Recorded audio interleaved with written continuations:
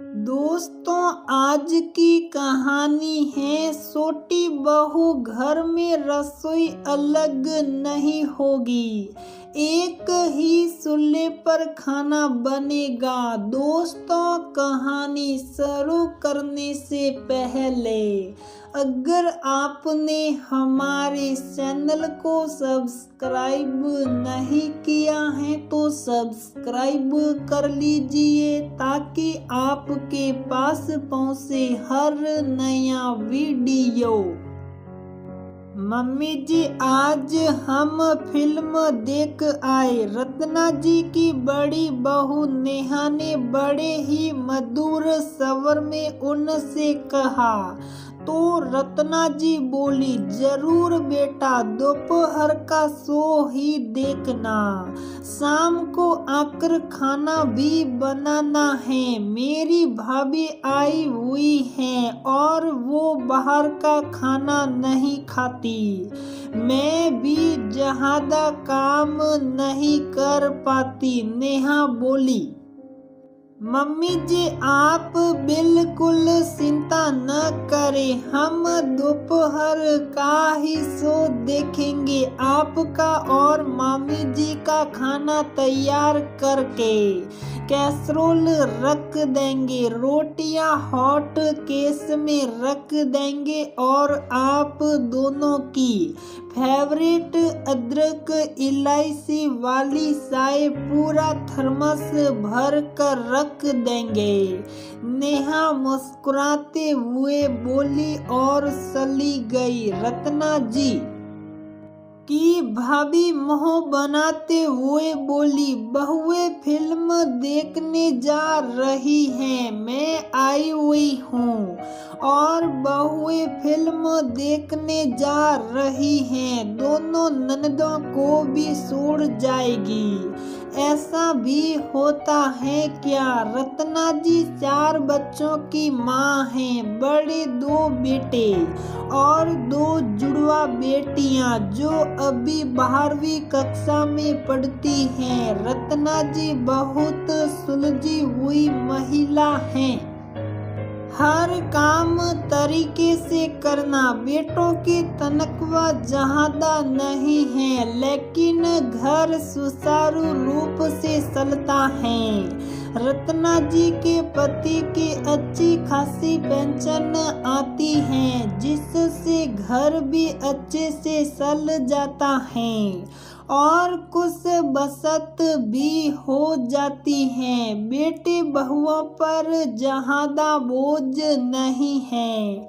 रत्ना जी बोली, भाभी आपको आए हुए 20 दिन हो गए हैं, आपके दोनों बेटा बहू अलग हो गए। शादी के 2 महीने बाद ही भैया भी इस दुनिया में नहीं हैं, आप अकेली न रहे, इसलिए मैंने आपको यहाँ बुला लिया। अब तो आप इस घर की सदस्य हैं, अब आपको तो यहीं रहना है।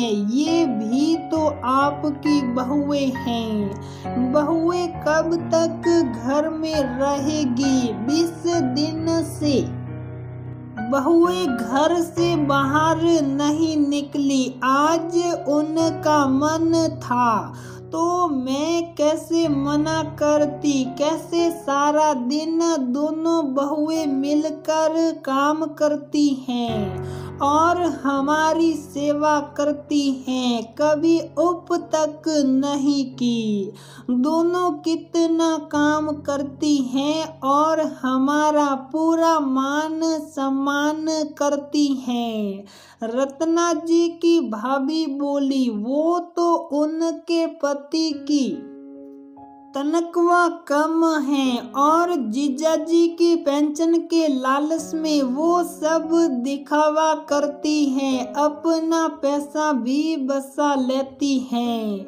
घर में 2 ननदों को छोड़कर दोनों खुद फिल्म देखने जा रही हैं। तुम्हारी दोनों बेटियां भी तो बहुओं की मदद करती हैं। रत्ना जी बोली, बोली, भाभी बहुओं को कोई लालच नहीं है, दोनों ही सब्र वाली हैं, दोनों को न तो ज्यादा शौक है और न ही ज्यादा इच्छाएं। आजकल की लड़कियों की तरह अलग भी नहीं रहना चाहती, दोनों चाहे तो अलग रह सकती हैं, लेकिन नहीं, वो समझती हैं मिलकर रहने में ही समझदारी है। दोनों चाहती हैं रिश्ते भी बने रहे और एक ही रसोई रहे, जिसमें बरकत भी है और बसत भी। और रिया प्रिया की भी तो शादी होनी है, उन्हें भी तो घर के काम आने चाहिए, भाभीियों की मदद तो करनी चाहिए, काम तो मिलजुल कर ही होते हैं। रत्ना जी की भाभी बोली, मुझे तो ये सब समझ नहीं आता, फिल्म देखने तो वो दोनों अकेले ही जाएगी, ये मुझे अच्छा नहीं लगा। तभी रत्ना जी की छोटी बहू पायल आई और बोली, मम्मी जी हमने सब खाना और चाय तैयार कर दी हैं, दोपहर के शो की 4 टिकटें आ गई हैं, मैं भाभी और रिया प्रिया सारो जा रहे हैं। रत्ना जी ने मुस्कुराते हुए अपनी भाभी की ओर देखा तो उन्होंने अपनी नजरें झुका ली। रत्ना जी बोली, भाभी थोड़ा अपना व्यवहार बदलो, बहुओं को बहू न समझकर बेटी समझो, उन्हें सिर्फ काम करने की मशीन न समझो, उनके अंदर भी दिल होता है, भावनाएं होती हैं और आपके घर तो किसी चीज की कमी नहीं है, फिर भी दोनों बेटा बहू अलग हो गए सिर्फ आपके इस व्यवहार के कारण। बहुओं को सुख सुविधाओं के साथ प्यार और सम्मान भी चाहिए होता है, जैसा मैं और आप भी चाहते थे जब बहू बनकर आए थे, याद है ना आपको।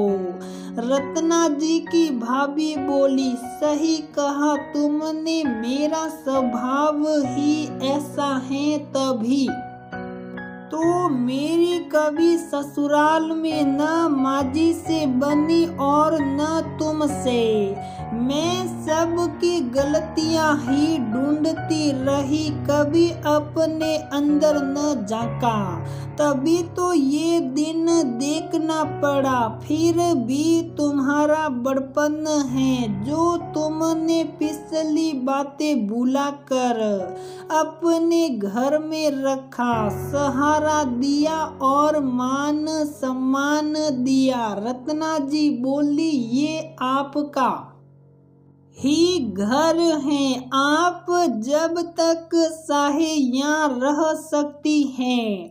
रत्ना जी की भाभी बोली, मुझे भी समझ आ गया है, मिलजुल कर रहने में ही समझदारी है, घर में बरकत है और बसत होती है। मैं अपनी बहुओं से अपने व्यवहार के लिए क्षमा मांग लूंगी। रत्ना जी बोली, भाभी आपकी बहुएं बहुत समझदार हैं, आप प्यार से उन्हें बुलाएगी तो वो जरूर आएगी, बच्चे प्यार के भूखे होते हैं। रत्ना जी की भाभी बोली, हाँ मैं अभी उन्हें फोन करती हूँ। रत्ना जी मुस्कुरा रही थी, शुक्र है भाभी को समझ तो आई, शायद देर से, वो कहते हैं ना, देर आए दुरुस्त आए।